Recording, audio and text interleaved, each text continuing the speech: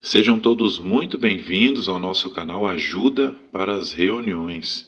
Tudo bem com vocês, queridos irmãos? Esperamos que sim, com as bênçãos de Jeová. Nesse vídeo, estaremos disponibilizando a reunião Vida e Ministério Cristão completa dessa semana, 19 a 25 de fevereiro. De maneira prática e resumida, vamos ver as partes principais dessa reunião, que são aquelas por perguntas e respostas, onde podemos participar com nossos comentários. Iniciando, vamos analisar os Salmos, capítulos 8 a 10, e ver que joias espirituais podemos encontrar nessa leitura. Passando para a sessão Nossa Vida Cristã, teremos um discurso de 10 minutos com o tema Como dar testemunho formal de modo natural.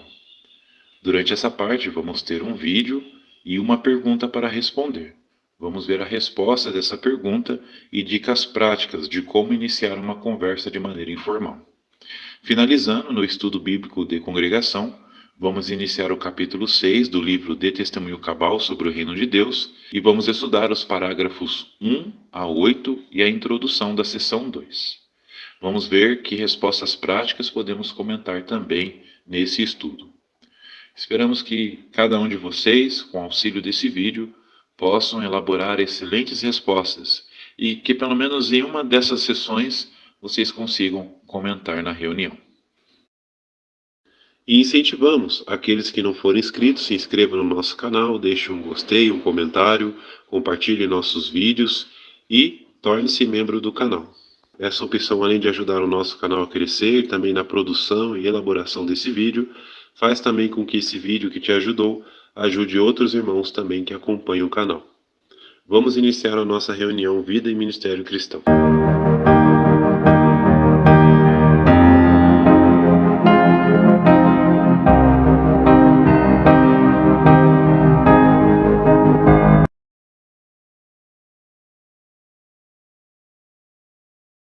Para a primeira pergunta da apostila, temos como base o texto do Salmo, capítulo 8, versículo 3. Veja o que diz: Quando vejo os teus céus, obra dos teus dedos, a lua e as estrelas que formaste.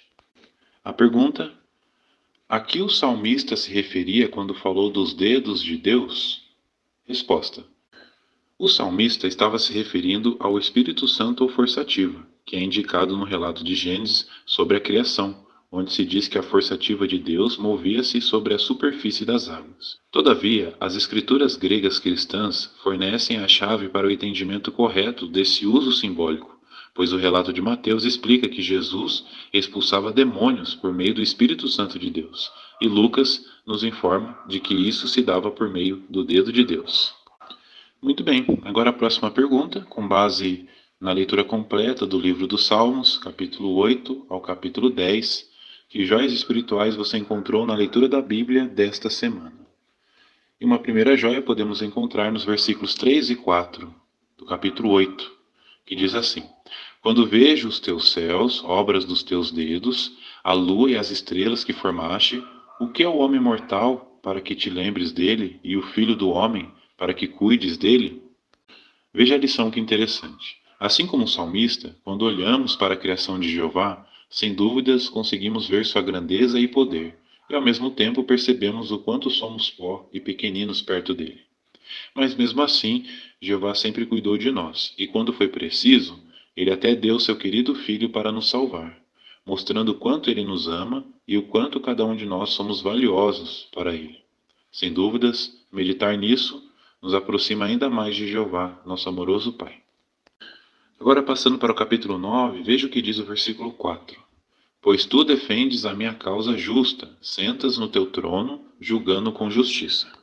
Salmo, capítulo 9, versículo 4, primeira lição. Esse versículo menciona que Jeová está sentado no seu trono.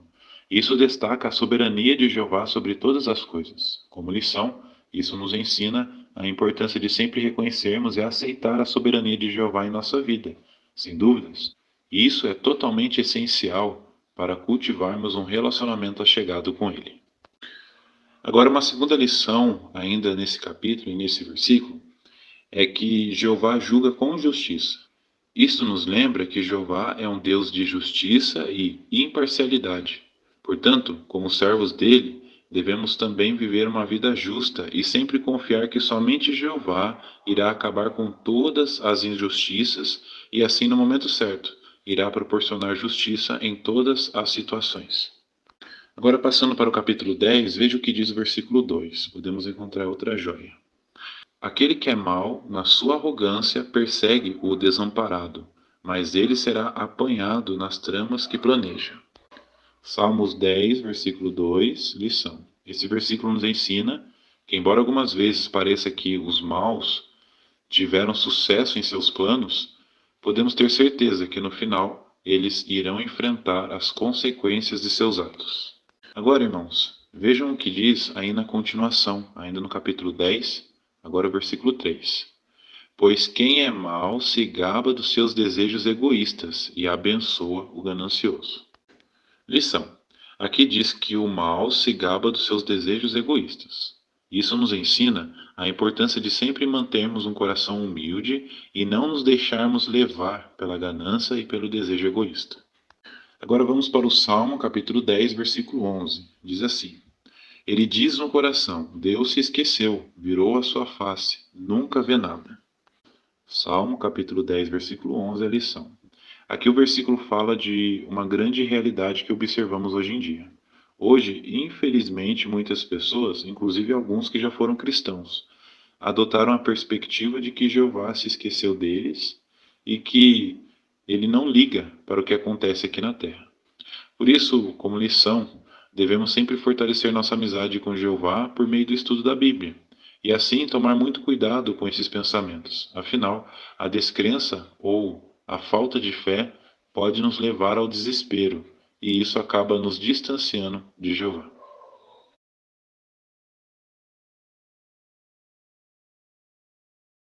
Então, o tema desse discurso é como dar testemunho informal de modo natural. Vamos ler aqui a fonte de matéria. Quando damos testemunho a quem encontramos no nosso dia a dia, louvamos a Jeová ainda mais. Talvez de início a gente se sinta apreensivo só de pensar em dar testemunho informal. Mas, quando aprendemos a iniciar e continuar uma conversa de modo natural, pode ser que as nossas habilidades melhorem e até passemos a gostar desse tipo de testemunho. Agora temos um vídeo para assistir. É importante que os irmãos assistam esse vídeo para entenderem a pergunta e a resposta. O tema do vídeo é: Esteja pronto para falar das boas novas de paz. Tome a iniciativa. Após os irmãos assistirem esse vídeo, vejam a pergunta. Pergunta pessoal: o que você viu no vídeo que pode ajudar você a melhorar no testemunho informal? Então, aqui no meu caso, irmãos, eu coloquei alguns pontos importantes. Vimos muitos pontos importantes que nos ajudam a dar testemunho informal. Por exemplo, ser observador, sorrir para as pessoas, ser cordial, amoroso e procurar pontos em comum. Então, essa é a resposta que eu coloquei. Mas se mesmo assim você tem dúvidas de iniciar um testemunho informal ou dificuldades, veja algumas dicas que vão ajudar você a começar uma conversa. Está nesse quadro abaixo aí dessa matéria. Então, primeiro ponto, toda vez que sair de casa, fique atento a oportunidades de começar conversas. Ore sobre isso e peça que Jeová o ajude a encontrar alguém sincero. Segundo ponto, importante, seja gentil e mostre interesse pelas pessoas que você encontra. Tente descobrir algo sobre a pessoa para poder compartilhar uma verdade da Bíblia que seja interessante para ela. Terceiro ponto, se for apropriado, peça o contato da pessoa e deixe o seu com ela. Próximo ponto, não fique decepcionado se a conversa terminar antes de você conseguir dar testemunho. Quinto ponto, continue pensando na pessoa depois da conversa. Mostre que se importa com ela por enviar o link de um texto bíblico ou de um artigo do site. Tente o seguinte: se alguém perguntar a você como foi o fim de semana, fale sobre alguma coisa que você aprendeu na reunião ou sobre o trabalho de ensino da Bíblia que você faz. Então são dicas bem práticas para nós aplicarmos no nosso território.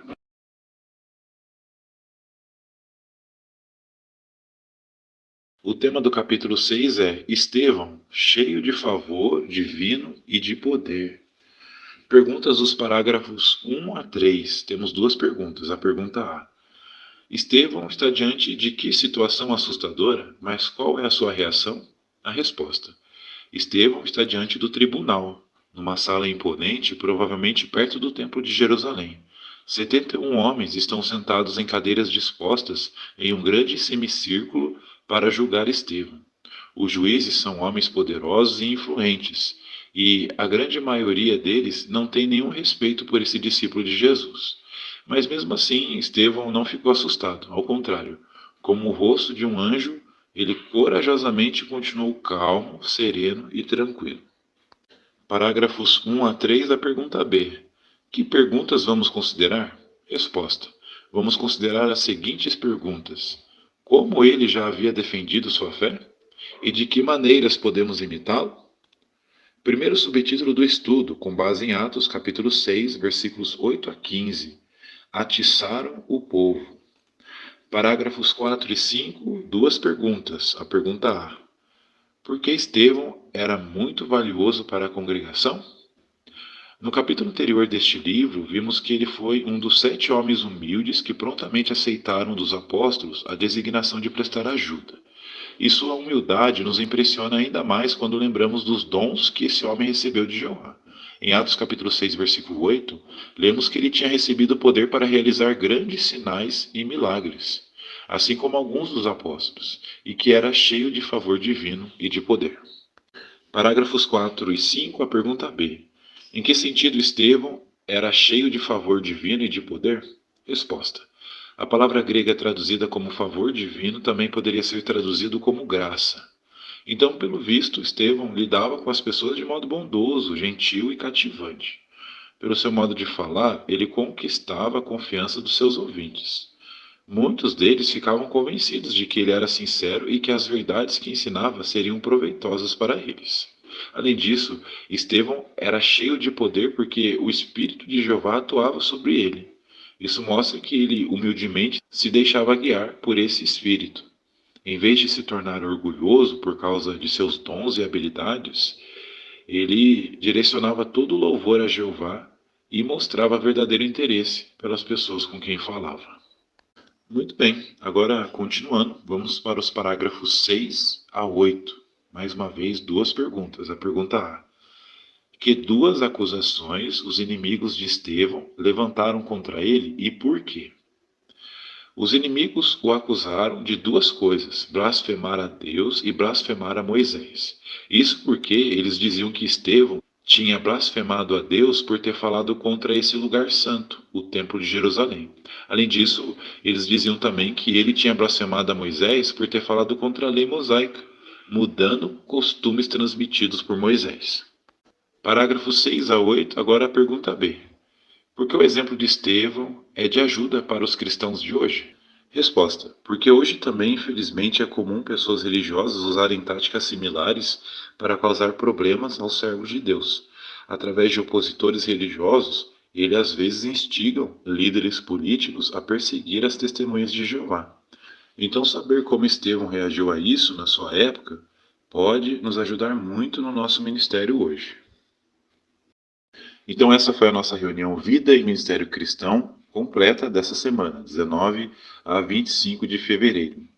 Muito obrigado, queridos irmãos, pela atenção de vocês. Esperamos que vocês consigam dar bons comentários nessa semana e que Jeová abençoe o progresso de cada um. Lembrando aqueles que não são inscritos, agora vocês têm a oportunidade de se inscrever no nosso canal, deixar um gostei, um comentário, compartilhar nossos vídeos, ativar o sininho e, se possível, faça assim como outros. Torne-se membro do canal. Essa opção, além de ajudar o nosso canal a crescer, faz com que esse vídeo chegue a mais pessoas. Que cada um de vocês tenha uma excelente semana com as bênçãos de Jeová e até mais aos próximos vídeos.